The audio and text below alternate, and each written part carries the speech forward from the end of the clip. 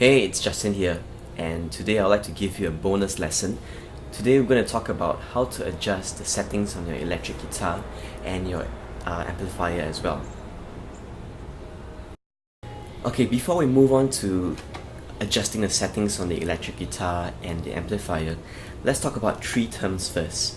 You have bass, middle, and treble. Well, rather than give you the scientific or the real explanation of these terms, I want to try and explain to you these terms in the simplest way possible, because I feel that you will only really know these terms very well once you start learning some songs and have an idea of what kind of sound you want. So I hope this helps. Think of music or sound as having three layers. Okay, you have the bass at the bottom, the middle in the middle, and the treble at the top. Okay, and for bass is kind of like the subwoofer in your home stereo system. It gives you all the bass frequencies, and if you increase the volume on the subwoofer, it gives you more bass. For the treble, it's really the highs of the song. So if you increase the treble, you get a sharper sound.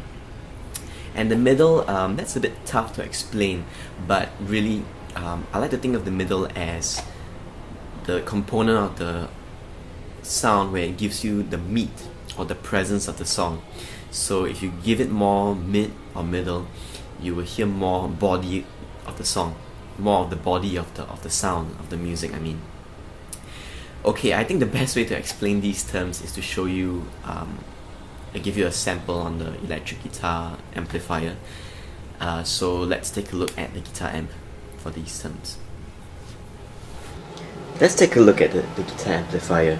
Typically, a guitar amplifier will have the same settings, which is, we talked about, bass, middle, and treble.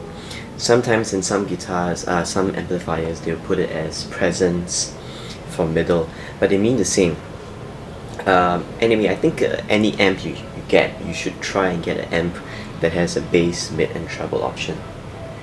So let's take a listen to what we're doing is that I've put all the knobs to 0 or in the middle, so that you be a fair assessment of what each layer of the sound does when you adjust it. So here's a normal guitar sound with everything flat or in the middle. Okay, so this is your normal guitar sound. So watch what happens when I turn the bass down all the way to the bottom.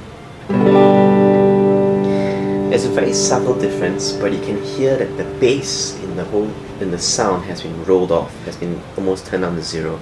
Let me play that again. Now I'll bring it back up to flat. Now the sound has more body in it, or more bass, sorry. Let's take a look at the middle option. So let's listen to it as a flat tone. Now turning everything down. You can hear that something is lacking. That is the presence or the meat of the song, of the sound that's lacking. Okay, so let's turn it back up. Let's play it again at 0. And I'll turn it back up to here. Okay, you can hear that the sound has some real presence. Okay, now the treble one is the most clear-cut one. So I'm going to play it in the middle.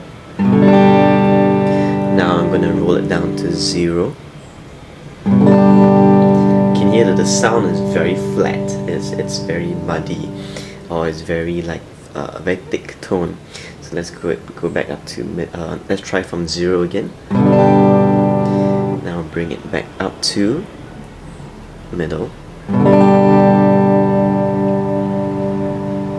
Alright, so these are typical amp settings on a clean channel. Let's turn our attention to the electric guitar, and I'll explain all these, what you see here on the face of the guitar. The first three things I want to show you are these pickups. These are called guitar pickups, and these are basically, you know, when you learn in science in school that if you wrap a coil of wire around a magnet, it produces electromagnetic power. That's exactly what the pickups are. That's your science lesson over here. So each of these pickups are actually magnets coiled with wire inside. And the pickup that's closest to the neck of the guitar is called the neck pickup. middle pickup and bridge pickup because it's close to the bridge. Alright, so each pickup produces a different sound and a characteristic. Alright, so I will demonstrate that as we go along. The first knob here, okay, to the closest one to you is your volume knob. That's pretty obvious. You bring it down to 0, it goes to 0 and it gives you a volume. Okay, now let's explain the second one. The second one is these two are the tone knobs. By the way, I'm using a Stratocaster, so this is the typical configuration of the guitar. Different models of guitar have different tone knobs, but they more or less work the same way if you get the basic idea. Okay, so this first tone knob, right, is for a Strat, is typically connected to the neck pickup. So if I turn it down to what these tone knobs do to me, I feel that is that they actually help increase the treble of your sound. Remember we talked about treble being the high end of the sound. So the tone control on the guitar controls the amount of high end you have. So if I roll it down to 0 on my neck pickup, you can hear that it's got a very flat sound. But if I turn it to the extreme, suddenly it's really sharp. It's got more bite and more snap to it. Okay, so that's what the tone control does. The bottom control, tone pickup, does the same thing. It is connected, on most Strats, it's connected to the middle pickup. Okay, however, on my Strat, it's connected to the bridge pickup. It's just the way the Strat is wired. So again, you can hear the sound. If I bring it down to, it's got a very flat sound.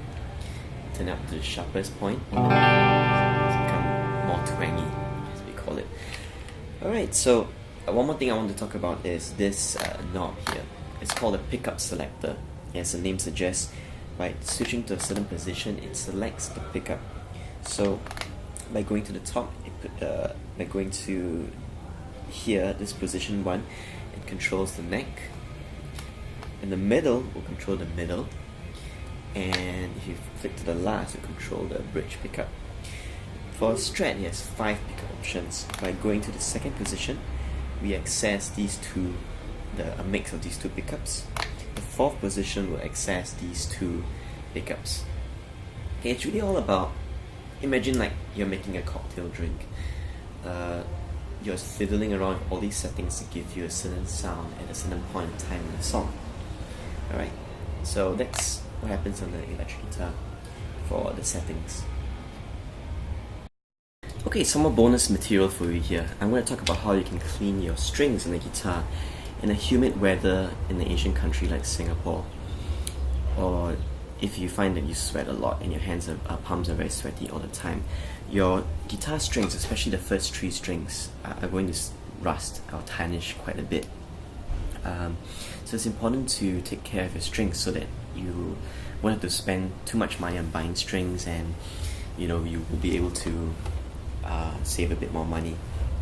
Okay, so what you can do is to go to a car wash and get a cloth like this. I think they call it a chamois or something. It comes in a really big size, so you can cut up to different sizes for your different guitars when you have enough money to buy more guitars.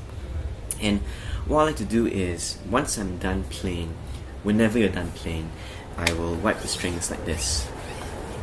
Okay, what I will even do for better measure is to take the cloth and wrap it around each of the string and just slide it along and just clean it like this. Okay, over each string. Now you might think this is very laborious, but you'll be surprised at how much dirt your hands actually leave, how much dead skin your hands leave on the strings, and because there's moisture, it tends to tarnish the strings. That's the number one reason why. Also, try not to put your guitar too near the window or under direct sunlight. Always keep it in a cool place. You might not be able to prevent your strings from rusting or tarnishing, but you'll be able to delay it. Alright? Okay, one more thing before we finish the video, okay?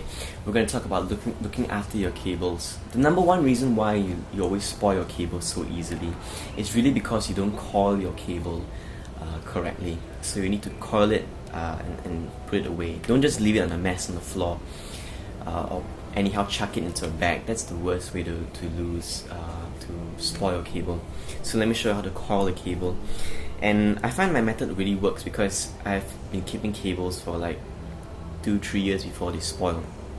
And I think that's a good length of time to hold on to the cables.